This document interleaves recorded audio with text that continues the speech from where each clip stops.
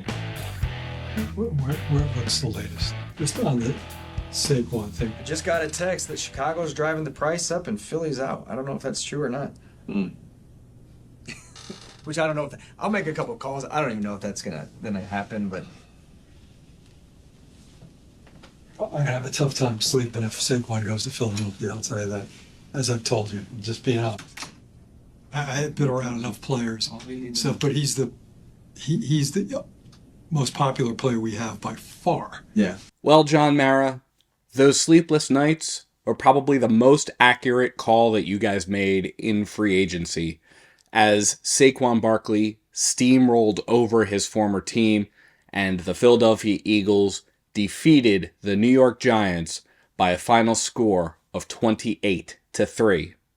Welcome to the Bird's Nest Podcast. I'm Joe Donahue. Thank you so much for joining us. The Eagles, for the first time this season, have won consecutive games, back-to-back games after defeating the Cleveland Browns last week. They defeated the New York Giants this week. This is the first of the division rival games this season, and the Eagles also won their first game in a decisive fashion. And these two wins now form a foundation that the Eagles can build upon to hopefully build a winning season this year, week in and week out. And yes, there's going to be opportunities to grow and opportunities to fine-tune some things, but in a game where most of the starters sat for the last quarter of the game, I don't have a ton to complain about. And it feels really, really good to not have a ton to complain about. Now, as I alluded to, the Eagles just absolutely dominated the New York Giants. The Eagles had 339 total net offensive yards to the New York Giants 119. 269 of those offensive yards for the Eagles came on the ground. You compare that to 76 yards rushing for the New York Giants. The passing game really took a backseat this week to the run game, though Jalen Hurts did do a really good job. 10 catches on 14 attempts, 114 yards, 1 touchdown through the air. His longest pass was a 41-yard pass. Jalen Hurts had 119.3 passer rating. Again, really clean game, no interceptions, which again, to have 2 weeks in a row now where the Eagles didn't turn the ball over compared to the previous several weeks where the Eagles were turning the ball over at least once per game on average.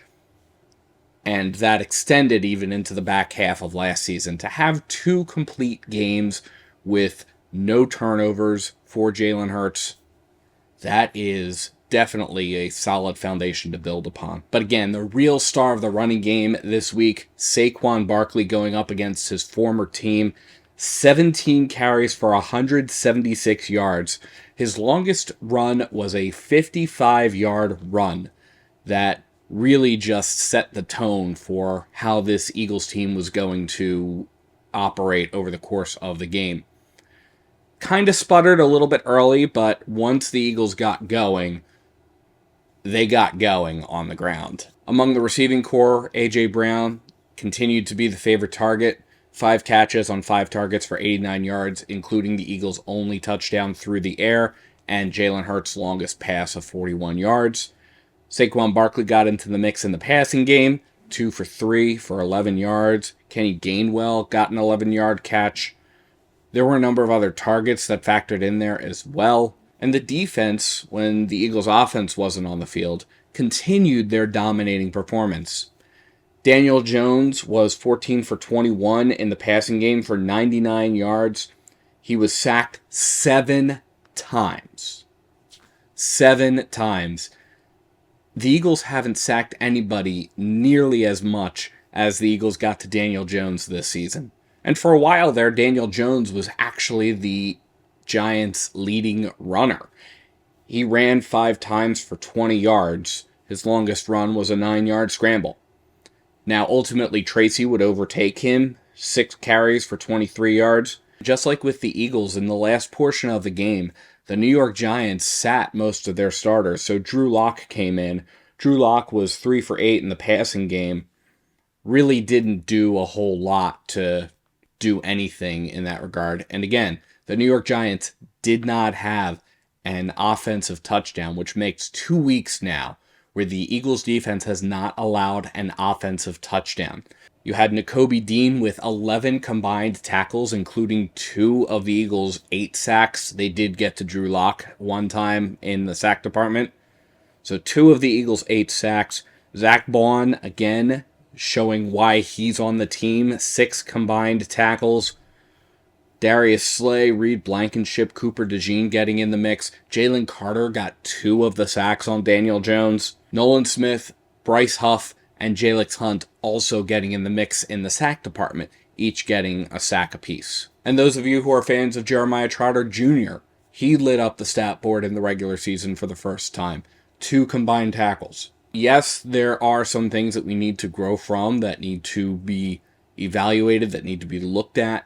But the Eagles' game today can be summed up pretty much in the first drive that they had of the fourth quarter. The Eagles got the ball on their own 8-yard line following a punt. They went 10 plays, 92 yards, in 6 minutes and 7 seconds. All 10 of those plays were on the ground. There was no passing in any of those plays. If you were one of the folks who were chanting, beating the drum of run the football, which I agree we need to run the football more, this was your game. Now again, there are some things to grow from here. The first thing to grow from is the fact that the Eagles continued to not score points in the first quarter. The game was 0-0 at the end of the first quarter. They have to figure out an answer for that first quarter, because right now, honestly, what I'm thinking is they're giving fans time to get into the stadium, get their food, get their beer, get seated, get situated before they turn on the Jets. And that's just not going to be sustainable as you take a look at some of the opponents that are going to be coming down the line. So the Eagles have to figure out how to find the end zone, or at least find the field goal posts during that first quarter, because otherwise it's not going to bode well for them in the long run. The other thing to note is I mentioned that the Eagles were able to get 8 total sacks. They got 7 sacks on Daniel Jones. They got 1 sack on Drew Lock. The Eagles allowed Jalen Hurts to get sacked 4 times in the first half. Now, in the third quarter, again, Jalen Hurts did not get sacked, so that's props to him in that regard. And in the fourth quarter, the Giants were able to record a sack on Kenny Pickett, who came in to relieve Jalen Hurts in garbage time in the game. Just as aggressive as the Eagles' defense was against the New York Giants, the Giants' defense, again, for much of the first half at least, was fairly aggressive towards the Eagles. There were plenty of times where Jalen Hurts was just looking down the field. He was doing his little fake or what have you, and he was looking up and he saw Giants defenders. And a big part of that is the fact that Jordan Mailata was not in the game today. There were also times where Jalen Hurts just held on to the ball way too long, and he wound up losing 15 yards as he was trying to just avoid a sack and trying to make something out of nothing. That's the kind of stuff that concerns me a little bit more so, and that's the kind of stuff that needs to get worked on in the coming weeks. Now, Nick Sirianni did say that this so far was the best week of practice going into this game this season. This was our best week of practice so far this year. This week was our best week of practice. So far. I just think that it was just like we know.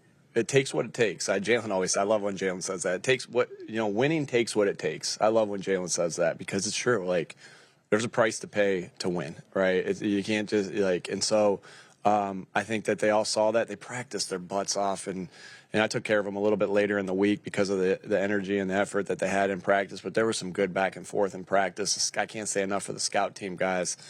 I'd like to name all of them, but Andre Sam, what he did on practice squad, and he was really good this week. Gabe Hall was really good this week on practice squad.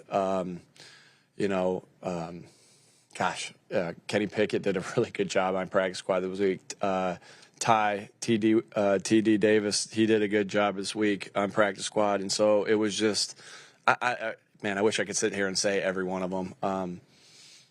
Get the practice squad list out. I'm going to say all of them. No, but it just takes what it takes. And the work, I could just feel, again, everything uniting us this week and everything and the work that we put in this week. I had a good feeling we were going to play good because we practiced so good. And in response to questions about Nick Sirianni's decision to pull Saquon and most of the other starters out of the game when Saquon was facing a personal milestone of most rushing yards in a game, Nick Sirianni had this to say about it. Yeah, I usually like to keep my conversations with guys private. Frank Reich was always would say to me, make sure we know when somebody's on the verge of doing something really special, because it's hard to do that. It's hard to recapture that, or breaking a record or whatever it is. Similar to Devontae breaking the rookie single season record a couple years ago. We really wanted to get that for him. And so, that was on our mind because I got the word from the box that he was close to his career high, and I sat there with him and I said, listen, here's where you are and here's what it is. And he looked at me and he said, this gives me chills to think about. Like, this guy is such a great teammate and all he cares about is winning. And he looked at me and he said, let the other guys eat. And I was like, you're special, dude. And he's a special player. He's a special person.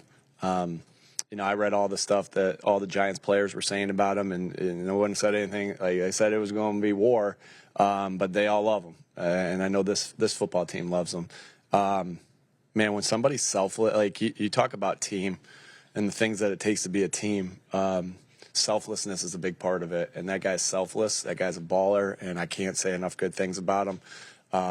Because I had some apprehension, like, I'm going to put Saquon in right now, or we're winning 28-3. Do I feel good about putting him in? But I wanted to leave it up to him, and that's what he told me. Now, that having been said, Saquon Barkley did have a milestone that he hit. He totaled at least 115 scrimmage yards in 5 of his first 6 games with the Eagles. He's been now the 5th player in league history to accomplish that feat in his first 5 of 6 games with a team. Curtis Martin with the New York Jets in 1998, Adrian Peterson with the Minnesota Vikings in 2007, Billy Sims with the Detroit Lions in 1980, and Kurt Warner with the Seattle Seahawks in 1983 are the other 4. But ultimately, this was Saquon Barkley's game, and for a revenge game, it could not have gone all that much better. The Eagles had their first dominating win over a decidedly inferior team. They defeated them in convincing fashion. They had a solid foundation to build upon. And as Eagles fans, we can look back at the New York Giants' appearance on Hard Knocks during the offseason, and we can point and laugh and enjoy the schadenfreude as the New York Giants wrestle with the fact that Saquon Barkley could come to Philadelphia. Because all of those potential outcomes, all of those potential realities that they were hoping would not happen, did in fact happen. And the New York Giants really fell on the wrong side of the deal. But it was all the better for the Philadelphia Eagles as they get ready to face the Cincinnati Bengals next week and hopefully continue to build on what has happened over these last couple weeks since the bye. But as always, let me know what you think in the comments below. What were your big takeaways from this game? What really excited you? What do you think needs improvement? Because, again, there's opportunities to improve that I noticed in this game. Let me know. And thank you so much to everybody for tuning into the Bird's Nest Podcast. You can support the Bird's Nest Podcast by liking and subscribing to Bird's Nest Media right here on YouTube, as well as by sharing to your social media pages. You can also find us on SoundCloud, iTunes, Amazon Podcasts, Spotify, and the Odyssey app. Please visit birdsnestmedia.com for additional Eagles coverage. And if you feel so inclined to support us in a different way, you can find the link to our Patreon in the description below or at birdsnestmedia.com. Thank you so much for tuning in, and let's go Eagles!